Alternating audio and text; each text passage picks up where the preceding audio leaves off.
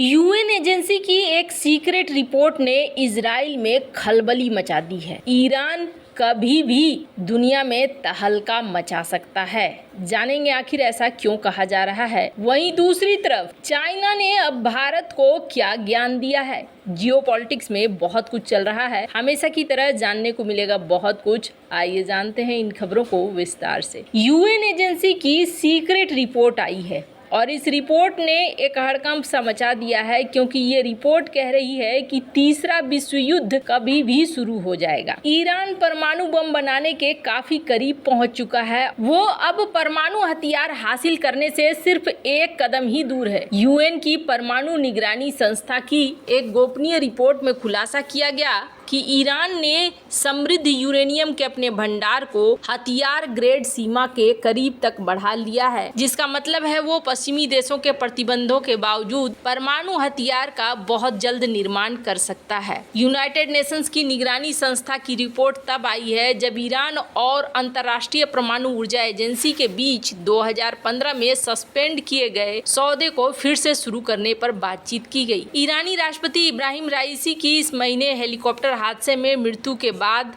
रुक गई है। इस समझौते के तहत ईरान चाहता है कि वो अपने हथियारों के भंडार पर अंकुश लगाने के बदले अपने विवादास्पद परमाणु कार्यक्रम पर लगाए गए आर्थिक प्रतिबंधों से राहत चाहता है। परमाणु कार्यक्रम ईरान के सर्वोच्च नेता अयातुल्ला अली खामनेई नियंत्रित करते हैं और हेलीकॉप्टर हादसे में राष्ट्रपति रईसी और विदेश मंत्री हुसैन अमीर अब्दुल्लाहियान की मृत्यु के बाद भी माना जा रहा है कि ये कार्यक्रम अपरिवर्तित रहेगा। IAEA की रिपोर्ट में कहा गया कि 11 मई तक ईरान के पास 60% की मात्रा तक 142.1 केजी समृद्ध यूरेनियम जमा हो चुका है, जो फरवरी में यूएन की निगरानी संस्था की आखिरी रिपोर्ट के बाद 20 केजी ज्यादा है। 60% तक इन्होंने हासिल कर लिया है और कुछ ही दूर है जब ये परमाणु बम के अनुसार यूरेनियम को संवर्धित कर लेंगे। IAEA ने पहली भविष्यवाणी की थी कि ईरान के पास 3 परमाणु बमों के निर्माण के लिए सामान जमा होने वाला है। IAEA के अनुसार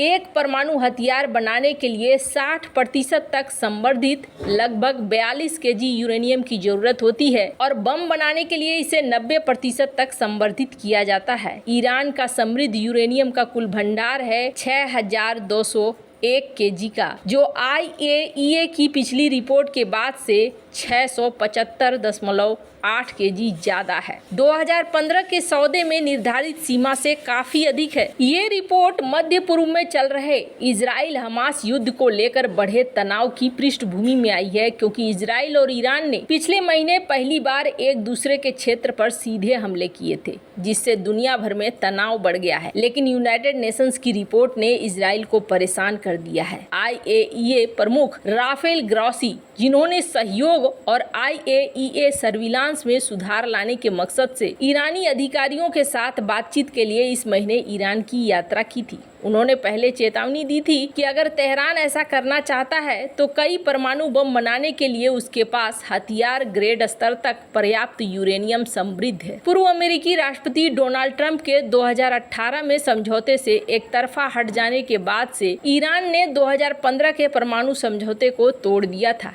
2015 में हुए मूल परमाणु समझौते के तहत ईरान को सिर्फ 3.67% शुद्धता तक यूरेनियम को समृद्ध करने, लगभग 300 केजी का भंडार बनाए रखने और सिर्फ बहुत ही बुनियादी IR-1 सेंट्रीफ्यूज का उपयोग करने की अनुमति दी गई थी। ईरान ने एक टेंशन दे दिया है इस रिपोर्ट के बाद, मतलब कि इजराइल के लिए डबल टेंशन। अगर ईरान के पास परमाणु बम होगा तो निकट भविष्य में जब कभी भी होगा, ईरान यहाँ हमला बोल सकता है और इसे देखते हुए इजराइल के लिए और भी बड़ी मुश्किल खड़ी हो सकती है। खैर, जहाँ एक तरफ ये सब कुछ चल रहा है, वहीं दूसरी तरफ चाइना भारत के ऊपर बौखलाया है। चीन की लाख कोशिशों के बावजूद शक्तिशाली देश उसके साथ नहीं आ रहे हैं, जबकि उसके पड़ोसी भारत को हर जगह पूछा जा रहा है। यही वजह है कि चीन भारत के साथ रिश्ते ठीक करने के लिए हर उपाय कर रहा है। अब चीन ने अपनी सरकार सरकारी भोपू ग्लोबल टाइम्स के जरिए भारत को चीन के साथ रिश्तों पर ज्ञान दिया है। चीनी सरकार का मुखपत्र कहे जाने वाले ग्लोबल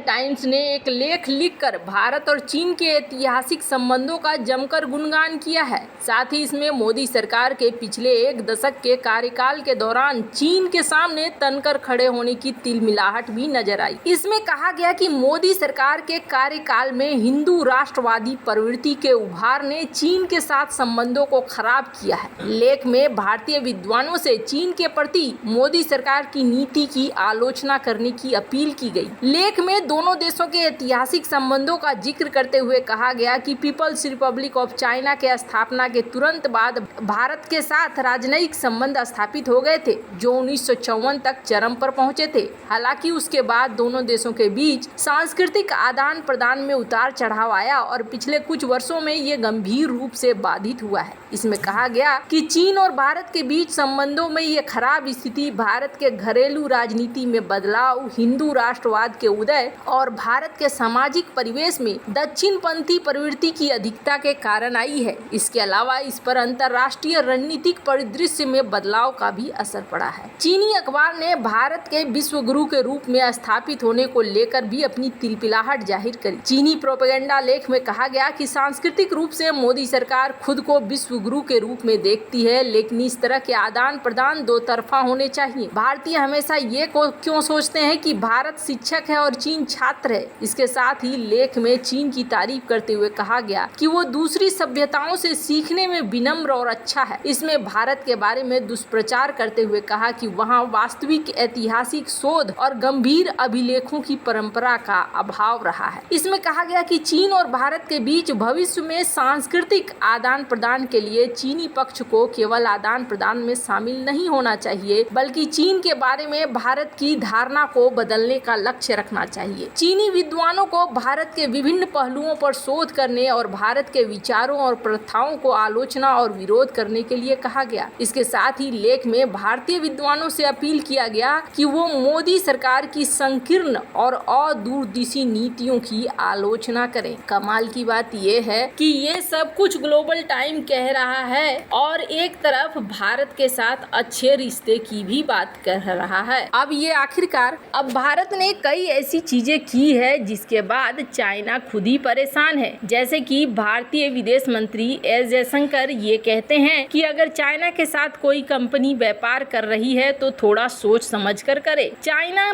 के ऊपर नई गवर्नमेंट के आने के बाद कई तरह के एक्शन भी हुए हैं। यही वजह है कहीं न कहीं कि चाइना के अंदर बौखलाहट भी दिख रही है। जो रणनीति भारत चल रहा है इसे लेकर चाइना को थोड़ा दिक्कत भी महसूस हो रहा है। वैसे आपको क्या लगता है इन सब मामले में? आपकी क्या राय है? कमेंट कर जरूर बताएं। जल्द मिलते हैं अगले वीडियो में नई खबर के साथ।